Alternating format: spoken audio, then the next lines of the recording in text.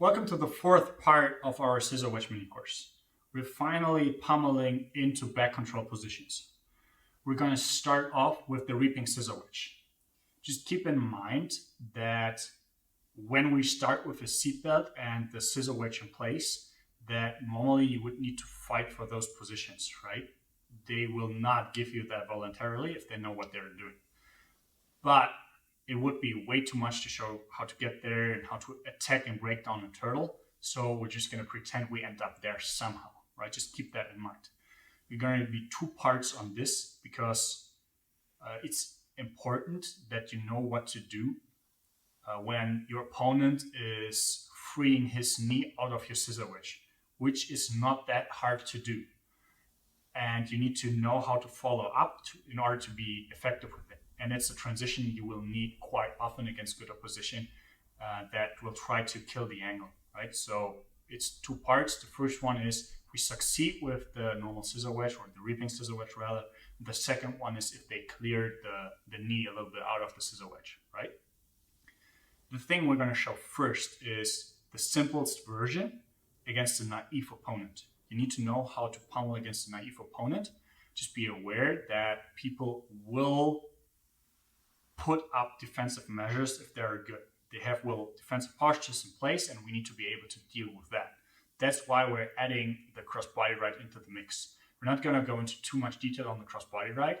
If you want to know how that works, just shoot me a message. If many people want to know how it works, we're going to do that a little more.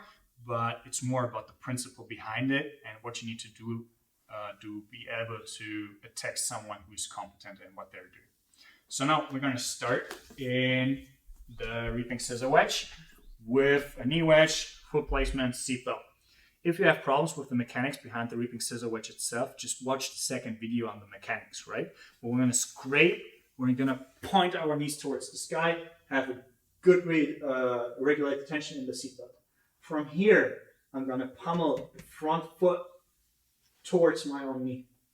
I'm going to lift my knee and place it behind his hip. And then I'm going to just let him fall into my angle and put the second hook in place, right? This is against a naive opponent who doesn't know how defensive postures work. But still, you need to be able to do that, right? Two very common problems that occur, or pretty common mistakes that people make at first, is the first one, not having their knees in the right position. So my knees need to point towards the ceiling. If my knees are sideways and I try to pummel the hook in now, Philip's just going to stomp it towards the ground and just going to scoot out of the position. Right now I need to re-attack, which is not good. So if I start doing that, I need to point them towards the sky. Philip tries to pummel out now is really hard because the angle is not right. The second mistake people make is they pummel the wrong foot first. So if I try to throw around this hook, Philip's just going to scoop out again and I lose the position in the same manner. So don't do these two mistakes. Point your knees towards the sky to kill the angle for the stomp and pummel the front foot, the front hook, so the bottom hook first. This is really, really important. So now if Philip knows what defensive postures are, this is not going to be as easy. So I need to be able to pummel into the cross body right off of that to be able to go back into a good back mount or back attacking position after if I want to. But of course you can attack with the cross body right as well. We're not going to go over the mechanics behind the attacks in the cross body rights, just to show you what you need to do in order to be able to pummel into a good back control system or back control position in order to go by those defensive postures at least a little bit. So if I start attacking in the same way I just did before. So we are here, I did everything correctly. I pummel this hook. If I adjust the angle now, Philip's going to go into his defensive postures.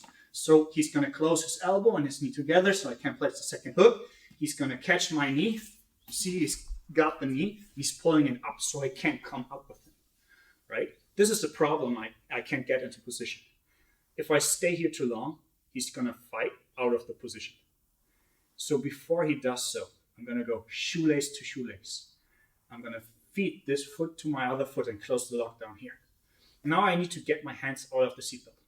I'm going to do that by flicking my wrists. So if Philip closes his elbow really, really tight, just I can't just pull it out. So what I need to do is flick my wrist and pull.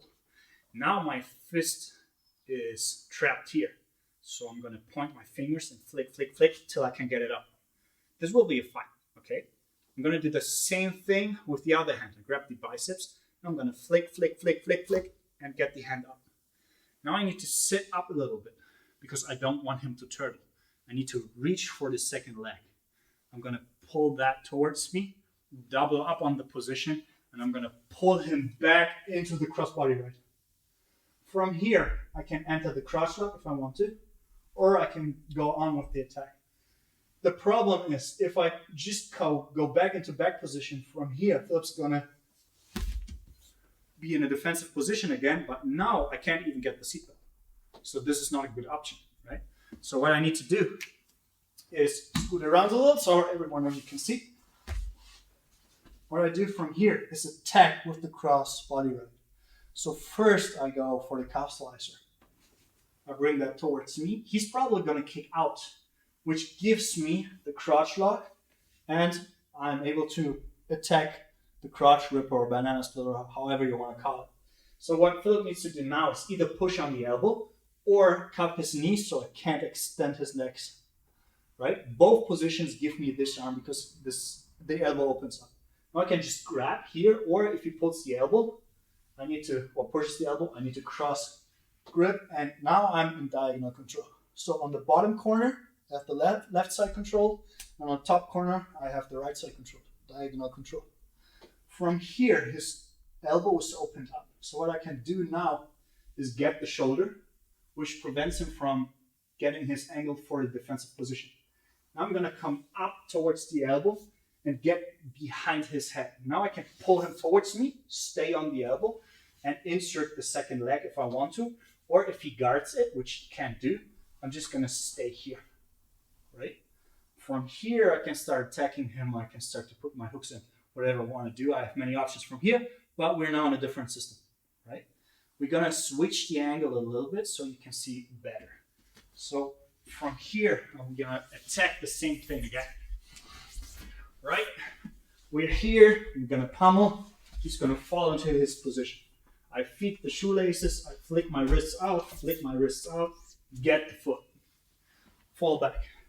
From here, I attack with the slicer. He defends, I'm going to feed, he defends that, and I get to diagonal control with the crossbody.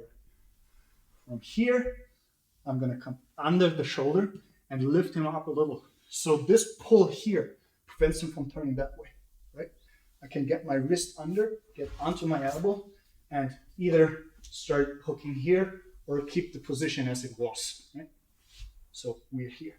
From here, he can't turn because I have the shoulder cuffed, right? And he can't get a 2-on-1 on this wrist. If I'm too deep, he's just going to 2-on-1, get the head through the hole, and now I lose the position. But if I'm on the elbow, he can't do that, right? And if he does a mistake, I can just easily rip this through and start to attack, right?